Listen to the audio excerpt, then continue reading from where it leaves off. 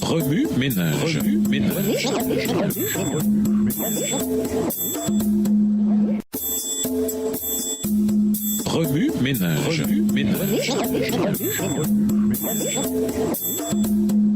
Bienvenue dans votre émission. Remue ménage. Nous voilà à la leçon 1.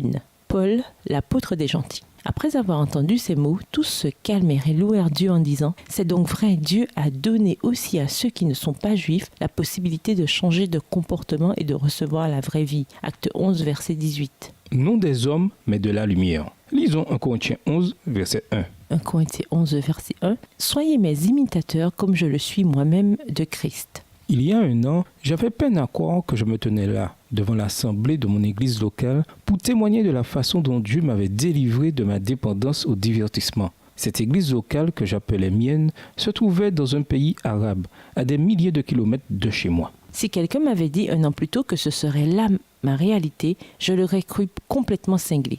Comment était-il possible qu'une jeune femme chrétienne prometteuse avec un emploi stable, entourée de nombreux amis et impliquée dans de nombreuses activités d'église, mais ne pouvant passer 24 heures sans regarder un film, quitte tout pour aller servir un peuple inconnu d'elle pour lui annoncer un message qu'elle avait découvert et qui brûlait au-dedans d'elle? Là, derrière la chair, la vie de Paul me revint à l'esprit. Je comprenais un peu ce qu'il avait vécu. Je me sentais tellement différente de celle que j'étais une année plus tôt. Pas tant en raison de ce dénouement dans ma vie que du fait que Jésus était devenu tout pour moi. Je voyais le monde différemment et combien je désirais que le monde puisse voir ce que je voyais. Que faites-vous quand Dieu stoppe votre élan, vous demande de sortir et de prendre la direction opposée? Regardez-vous la lumière du monde? La suivez-vous, même si elle vous aveugle pour un temps? Que faites-vous pour convaincre ceux dont vous vous moquiez auparavant que vous avez changé de camp? Paul avait des raisons personnelles et sociales de persécuter les chrétiens. Après tout, son monde tout entier le soutenait. Mais après que la lumière se fut mise en travers de sa route, il perdit la vue pour obtenir la sagesse céleste. Il renonça à son monde afin de gagner Christ. Il risqua même de perdre l'Église afin de pouvoir défendre la vérité. Bien entendu, mon expérience n'est pas aussi extraordinaire que celle de Paul. Vous éprouvez sans doute ce sentiment vous aussi. Mais je prie pour que vous tourniez la page avec moi sur ce parcours qui consiste à le suivre, tout comme il a suivi le Christ, notre Seigneur et Sauveur. 1 Corinthiens 11, verset 1. Pendant ce trimestre, tandis que nous creusons profondément dans la théologie vitale et que nous en découvrons davantage sur la liberté du salut en Jésus, sur la pureté de la vérité et la puissance transformatrice de l'esprit, ne quittons pas la lumière des yeux. Où que Dieu nous envoie à titre d'ambassadeur, puisse-t-il nous rendre aveugles aux ténèbres du péché et nous donner des yeux nouveaux, des yeux remplis d'amour. Éphésiens 6, verset 20.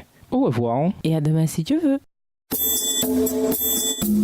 Remue ménage. Remue ménage.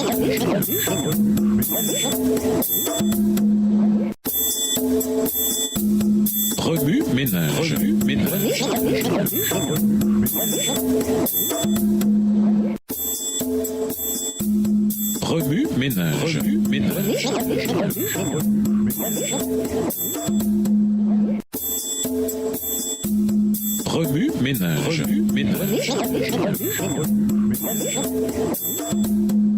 Bienvenue dans votre émission Remue ménage. Nous voilà à la leçon de dimanche. Connaître Dieu intimement. Lisons Zacharie 7, les versets 3, 11 et 12. Zacharie 7, les versets 3, 11 et 12. Et pour dire aux sacrificateurs attachés à la maison de l'Éternel des armées, aux prophètes, faut-il que je pleure au 5e mois et que je fasse abstinence comme je l'ai fait depuis tant d'années? Verset 11. Mais ils refusèrent d'être attentifs. Ils eurent une épaule rebelle et endurcirent leurs oreilles pour ne pas entendre. Ils rendirent leur cœur dur comme le diamant pour ne pas écouter la loi et les paroles que l'Éternel des armées leur avait envoyées par son esprit par l'intermédiaire des premiers prophètes. Cela fut la cause d'une grande indignation de la part de l'Éternel des armées. Au chapitre 6 à 8 de Zacharie, on constate que les enfants de Dieu ont finalement tiré leçon de la patiente correction divine, ce qui leur a permis d'être débarrassés de la souveraineté de l'oppression d'un joug étranger. Dans ce texte, nous voyons un peuple fatigué d'apprendre à la dure, un peuple qui cherchait à connaître la volonté de Dieu de tout son cœur. C'est ce que met en évidence la question posée dans Zacharie 7, verset 3.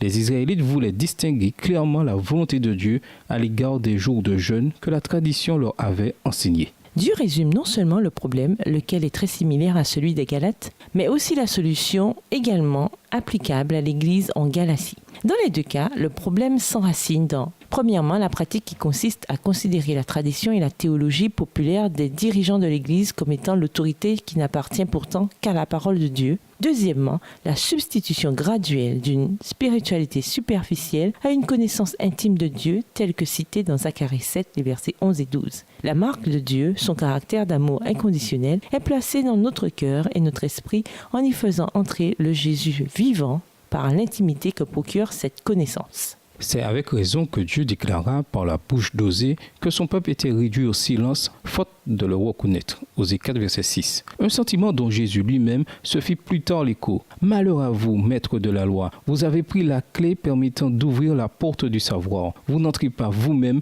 et vous empêchez d'entrer ceux qui le désirent. Luc 11, verset 52. Après sa magnifique prophétie sur l'Église triomphante reflétant l'amour de Dieu au monde, Zacharie donna une image intéressante. Oui, de nombreux peuples et de puissantes nations viendront à Jérusalem rechercher ma présence et m'implorer par leurs prières. À ce moment-là, je déclare, 10 étrangers parlant chacune une langue différente saisiront un juif par le pan de son manteau et lui diront « Nous voulons aller avec vous, car nous avons appris que Dieu est avec vous. » Zacharie 8, les versets 22 et 23.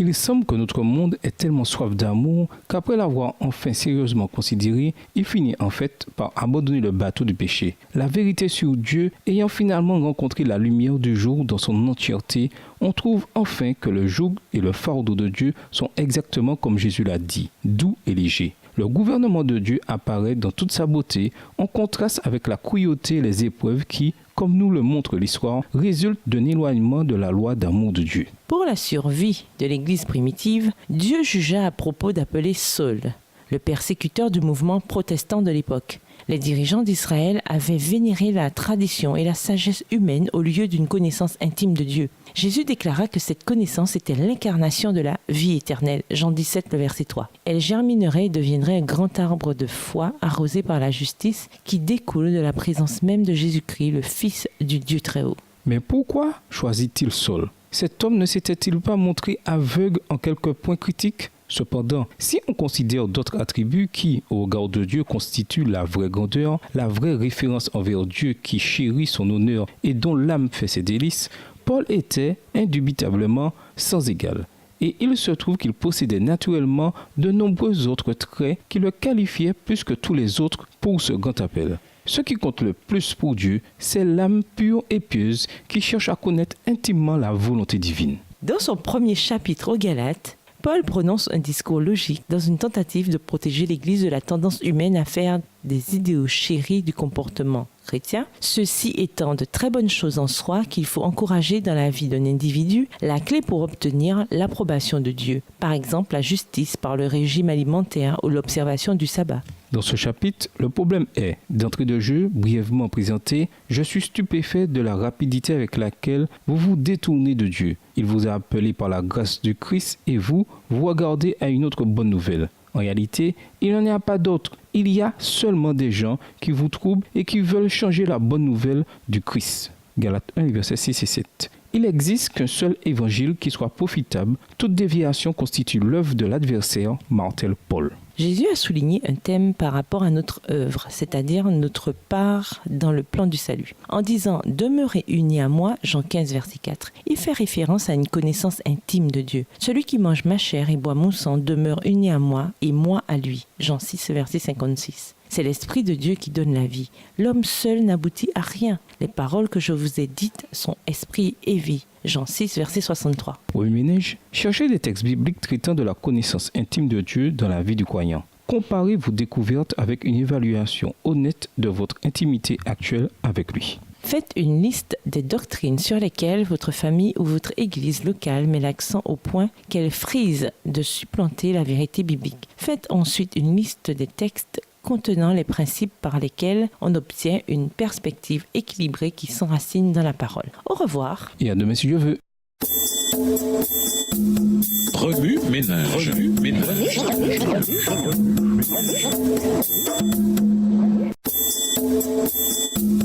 Remue ménage.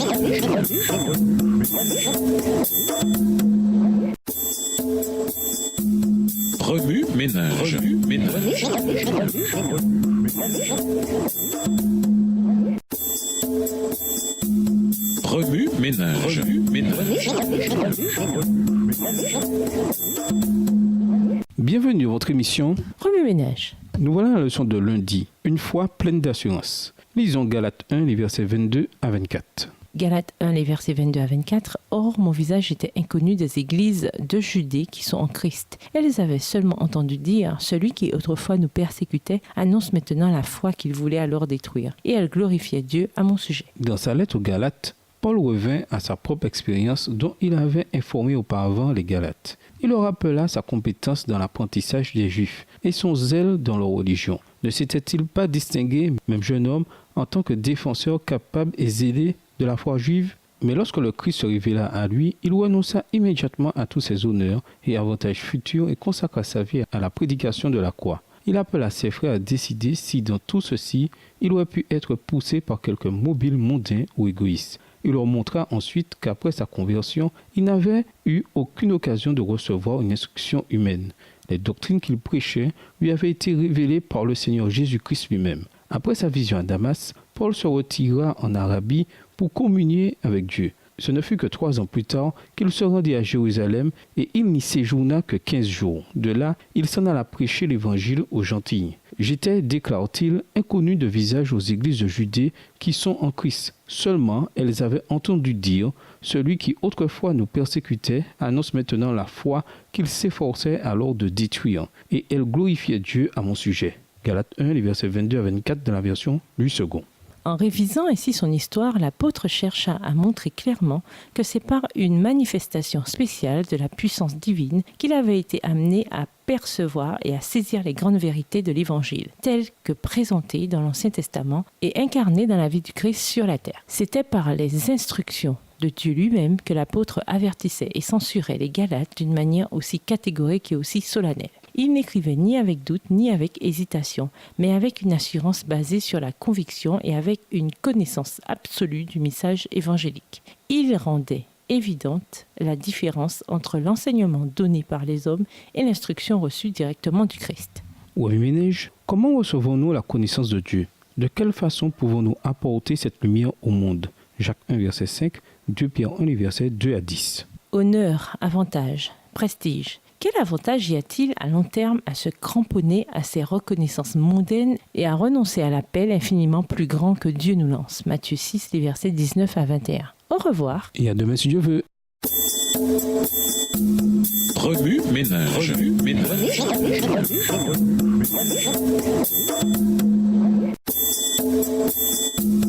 Remue ménage. Remue ménage.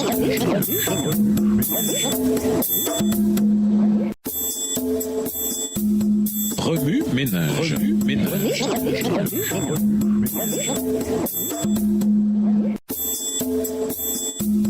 Remue ménage. Remue ménage.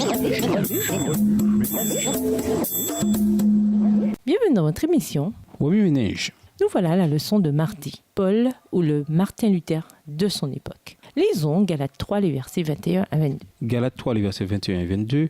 La loi est-elle donc contre les promesses de Dieu? Certes non. S'il avait été donné une loi qui puisse procurer la vie, la justice viendrait réellement de la loi. Mais l'Écriture a tout enfermé sous le péché, afin que la promesse soit donnée par la foi en Jésus-Christ à ceux qui croient. Les masses habitant dans les juridictions respectives des dirigeants juifs et des dirigeants pontificaux étaient environnées de ténèbres spirituelles.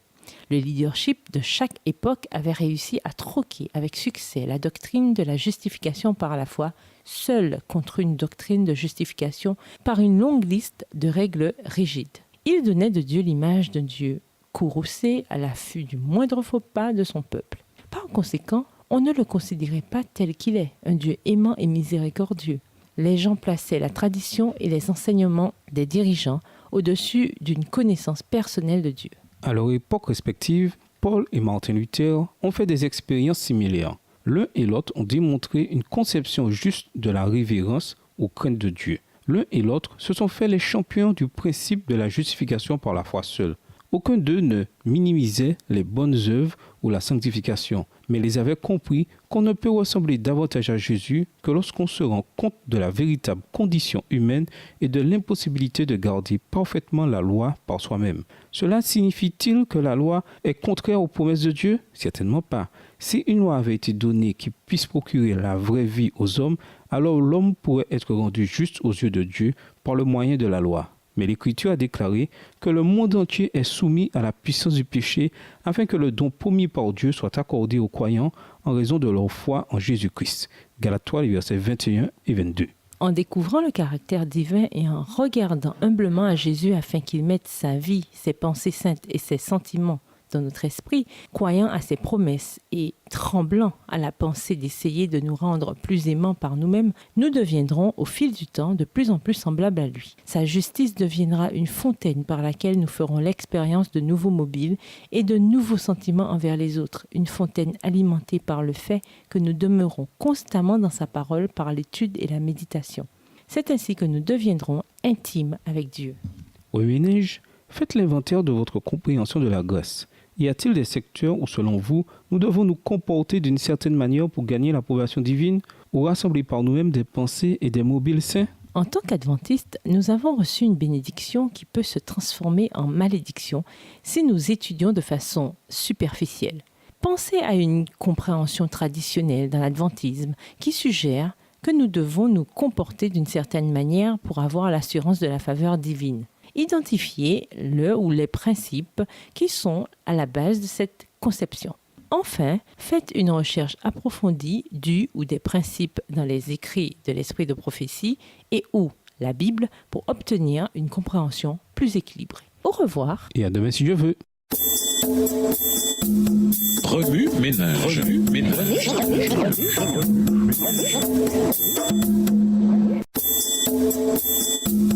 Remue ménage. Remue ménage.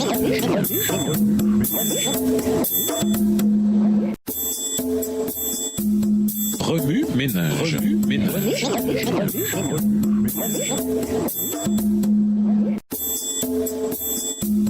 Remue ménage. Remue ménage.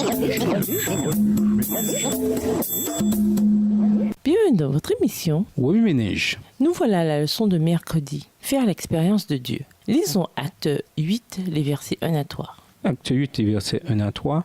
Saul approuvait le meurtre d'Étienne. Il y eut ce jour-là une grande persécution contre l'Église qui était à Jérusalem. Et tous, excepté les apôtres, se dispersèrent dans les contrées de la Judée et de la Samarie. Des hommes pieux ensevelirent Étienne et firent sur lui de grandes lamentations. Or Saul ravageait l'Église. Il pénétrait dans les maisons et arrachait hommes et femmes et les faisait jeter en prison. Quand avez-vous pour la dernière fois dégusté une mangue bien mûre, juteuse à souhait? Si quelqu'un vous avait donné une image de cette mangue, l'avait décrite en détail, et vous avez dit ensuite, maintenant, déguste-la, qu'auriez-vous ressenti? Ce que vous vouliez, c'était mordre dans cette mangue et vous régaler de son goût sucré. De même, Saul avait toute la connaissance de la loi, mais aucune expérience avec l'auteur de la loi. Il se considérait lui-même comme irréprochable à l'égard de la justice considérée dans le contexte de la loi. Cependant, il persécutait les chrétiens en raison de leur foi en l'auteur de la loi. Il nous est facile de nous identifier avec les chrétiens persécutés, mais que pouvez-vous apprendre de Saul avant sa conversion? Si vous connaissez Dieu, avez-vous fait également une expérience personnelle avec lui? Cette expérience vous transforme-t-elle? Regardons de quelle manière nous pouvons utiliser la connaissance et l'expérience pour renforcer notre marche spirituelle. Premièrement, comprendre la différence entre la connaissance et l'expérience. La connaissance, ce sont des faits ou de l'information que nous entrons dans notre banque de données mentale, ce qui nous permet d'y avoir accès plus tard. Nous évaluons des situations et jugeons selon notre connaissance. L'expérience, elle, est sensorielle et fait appel à nos émotions. L'expérience cimente la connaissance dans des situations contextuelles, de sorte que nous savons comment l'appliquer de nouveau lorsque des situations similaires se présentent par la suite. Ainsi, la connaissance et l'expérience sont toutes deux importantes dans notre relation avec Dieu et sa parole. Deuxièmement, reliez la connaissance à l'expérience. Réclamez les promesses que vous découvrez dans les Écritures. Dieu nous a donné ces promesses pour que nous puissions en découvrir davantage sur son caractère. En regardant ces promesses de plus près, vous constaterez qu'elles sont principalement de nature à encourager. Même lorsque le peuple désobéissait à Dieu et que celui-ci l'avertissait des conséquences de sa désobéissance, il leur rappelait qu'il aurait pitié d'eux. Troisièmement, s'ouvrir à l'expérience de l'amour de Dieu. Le caractère de Dieu et son plan pour notre vie ont l'amour pour centre. Parfois, nous craignons de faire l'expérience de l'amour de Dieu parce que quelqu'un nous a blessés. Il devient alors plus facile de nous focaliser sur la connaissance intellectuelle parce qu'elle nous semble sûre. Une vie spirituelle saine combine la connaissance et l'expérience en vue d'une compréhension plus profonde du dessein de Dieu pour notre vie. Oui, Ménage, à votre avis, qu'arrive-t-il lorsqu'on ne s'appuie que sur la connaissance pour connaître Dieu ou que sur l'expérience? Que signifie pour vous avoir une expérience personnelle avec Dieu? Au revoir. Et à demain si Dieu veut. Remue ménage. Remue ménage.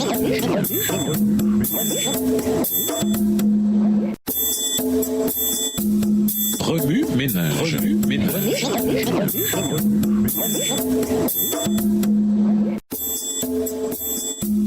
Remue ménage. Remue ménage.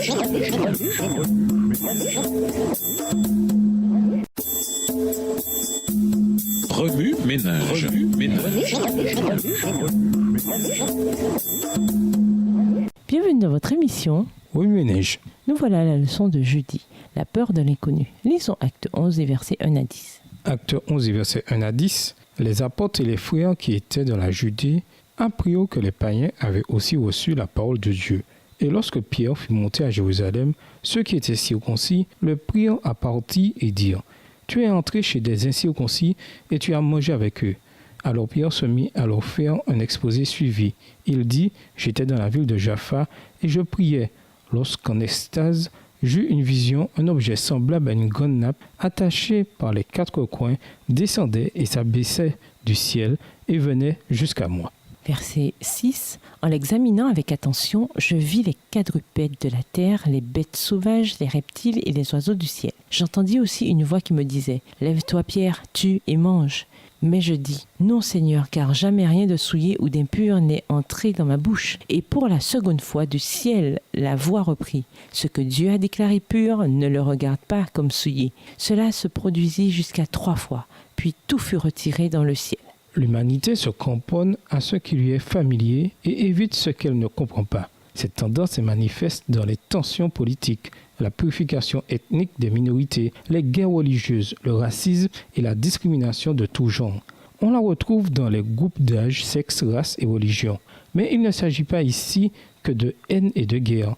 La crainte de l'inconnu peut déterminer ce que l'on commande à un restaurant, ce que l'on porte et à quel service ou classe de l'école du sabbat on assiste à l'église. L'Église primitive a eu son lot de conflits basés sur cette crainte de l'inconnu. Les dirigeants juifs de l'époque avaient peur de l'influence du mouvement croissant des disciples de Jésus, craignant de perdre de l'influence et de la puissance. Ou craignant qu'on ne corrompe leur religion ancestrale, ils luttèrent contre l'Église primitive de toute leur force. Paul lui-même s'acharnait inlassablement à persécuter les chrétiens.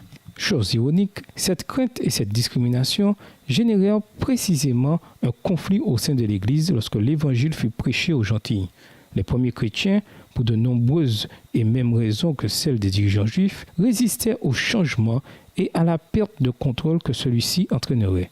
Heureusement, Paul comprenait cette attitude en raison de sa propre expérience personnelle et il travailla à la combattre avec l'aide du Christ. Certains d'entre nous sont impatients d'essayer de nouvelles choses.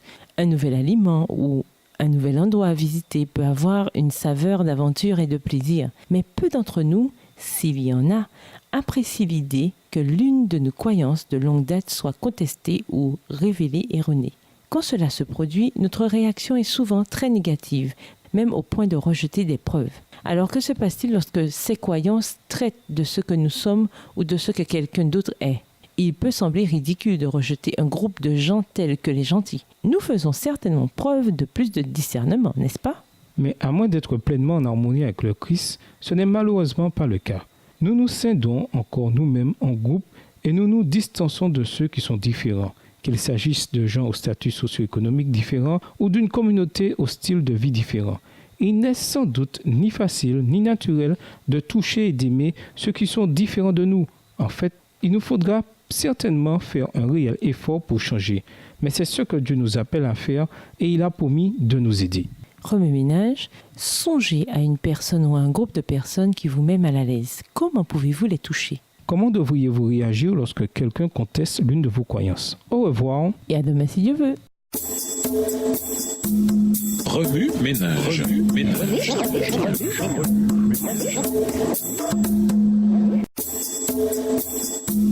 Remue-ménage.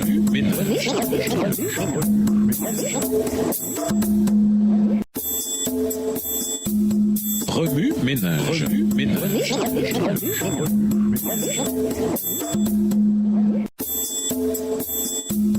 Remue-ménage. Remue-ménage.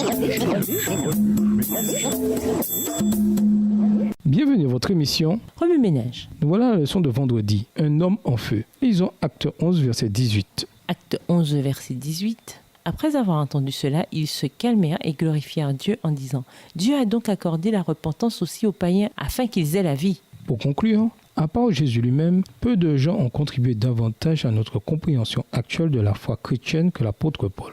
De son propre aveu, Paul, autrefois Saul, persécuta cruellement l'Église dans un effort pour la détruire. Galates 1, verset 13. Certains théologiens ont songé au fait que Paul supprimait si efficacement l'Église que Dieu n'eut d'autre choix que de le mettre hors circuit, de lui faire mordre la poussière en raison d'un zèle mal dirigé. Mais Dieu ne s'arrêta pas là. Il pardonna à Saul, changea son nom et lui confia la mission de prêcher l'Évangile aux gentils. Et ce qui est tout à son honneur, Paul se consacra tout autant à cette mission qu'à son ancienne persécution des chrétiens. Aujourd'hui, nous bénéficions de sa prédication fidèle de l'Évangile tant aux Juifs qu'aux gentils. Pour vos idées, lisez Zacharie 8, verset 22.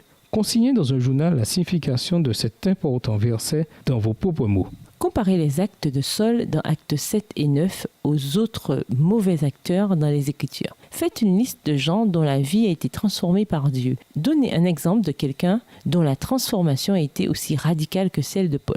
Dessinez des scènes décrivant certaines des difficultés auxquelles l'apôtre Paul a été en but au cours de son ministère. Dans 2 Corinthiens 11, versets 23 à 27, Paul mentionne ce qu'il a souffert pour la cause du Christ. Comment est-il resté inébranlable dans de telles circonstances? Priez pour des membres laïcs et des pasteurs dans le monde entier qui partagent l'Évangile dans des endroits et dans des situations difficiles. De nos jours, des croyants continuent de souffrir et donnent leur vie pour préparer des hommes et des femmes à rencontrer Dieu dans la paix. Faites une carte des villes que l'apôtre Paul a visitées pendant ses voyages missionnaires. Choisissez-en une de son itinéraire. Reste-t-il une présence chrétienne dans cette ville? Notez la réponse. Y a-t-il une église ou une mission adventiste dans cette ville?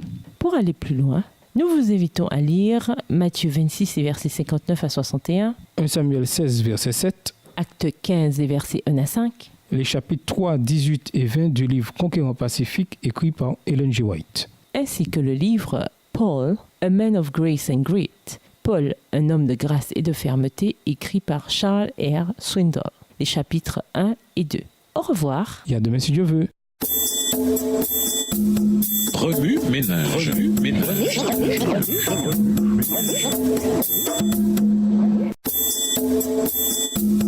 Remue-ménage. Remue-ménage.